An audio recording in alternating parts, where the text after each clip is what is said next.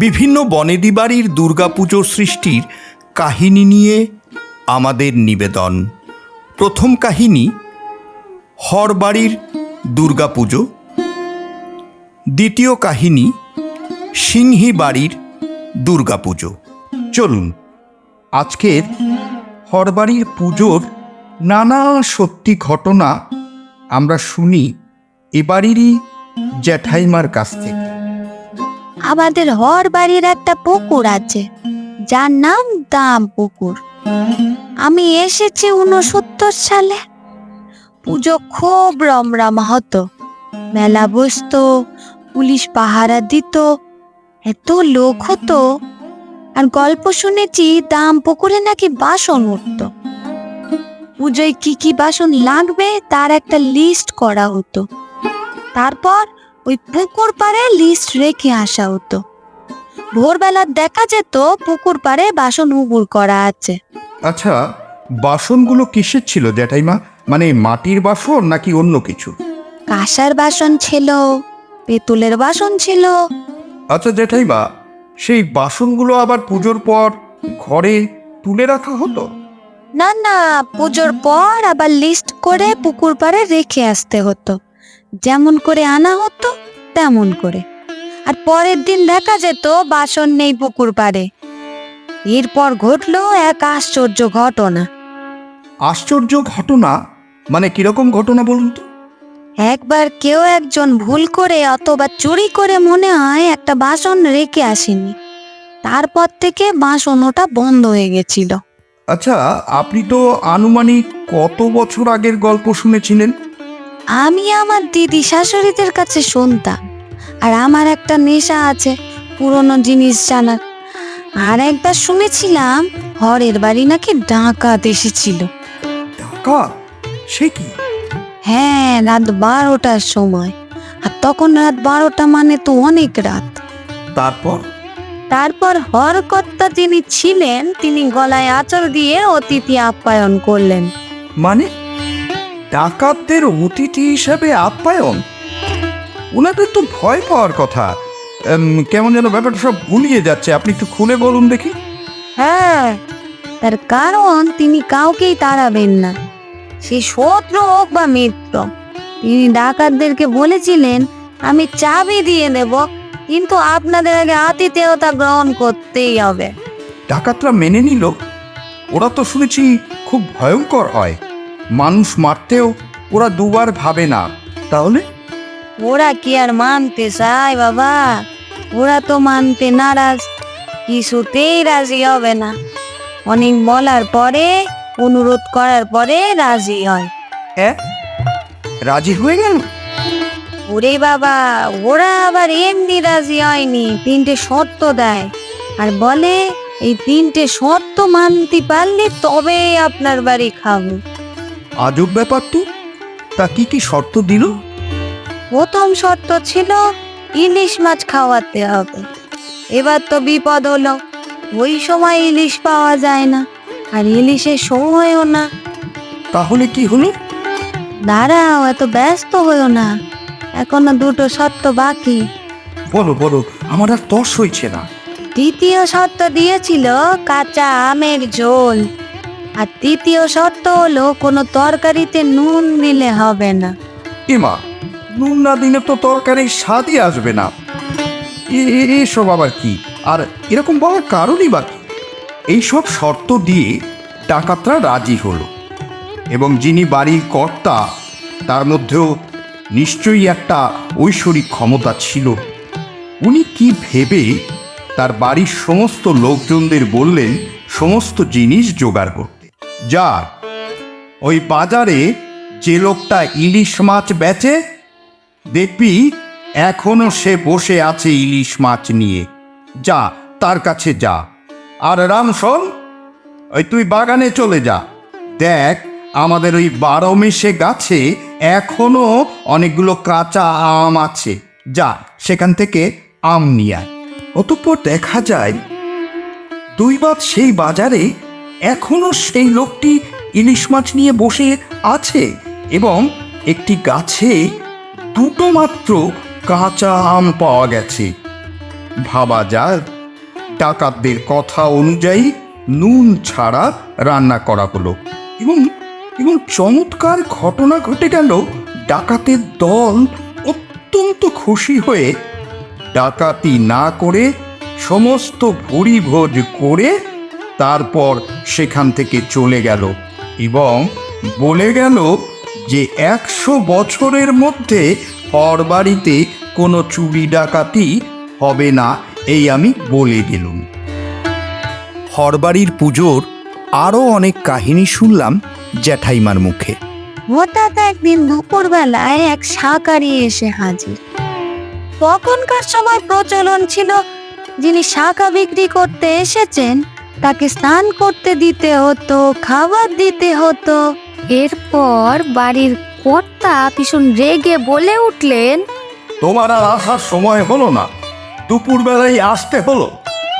তখন শাঁখারি হাত জোর করে বলে উঠলেন, বাবু, আমার কোনো দোষ নেই, আমি এখন ঢুকতাম না, কিন্তু আপনার মেয়ে স্নান করতে করতে শাখা পড়েছে, বলেছে হরের বাড়ির দালানের কুলঙ্গিতে একটা কৌটোয় পাচ্ছিকে রাখা আছে, তুমি যাও আমার বাবাকে বলো, বাবা দিয়ে দেবে। আমি স্নান আর কোনোটাই করব না, আমার সব হয়ে গেছে, আমি ওই কারণেই এসেছি। তখন বাড়ির কর্তা শাঁখারির কথা অনুযায়ী তাড়াতাড়ি গিয়ে দেখলো, আরে সত্যি তো এই শাঁখারি যা বলেছে সেই রকম পয়সাই তো কুলুঙ্গিতে রাখা আছে। পুকুরের ঘাটে তার মেয়েকে দেখাতে নিয়ে যেতে বলল শাঁখারিকে।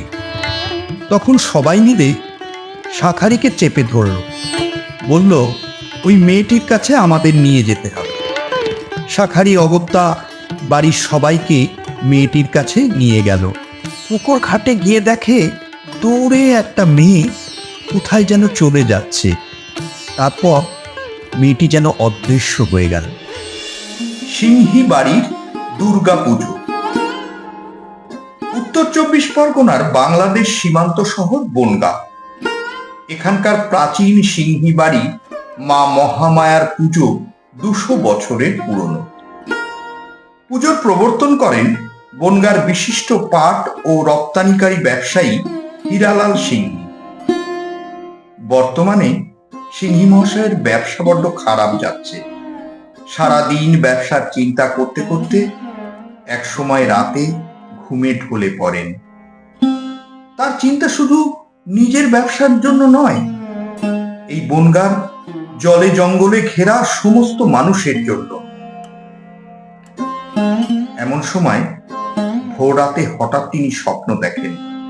এক দেবী মূর্তি তাকে বলছে, তুই চিন্তা করিস না, তুই আমার পুজো কর, তোর ব্যবসায় উন্নতি হবে, সেই সাথে তোর গ্রামের বহু মানুষের উপকারও হবে।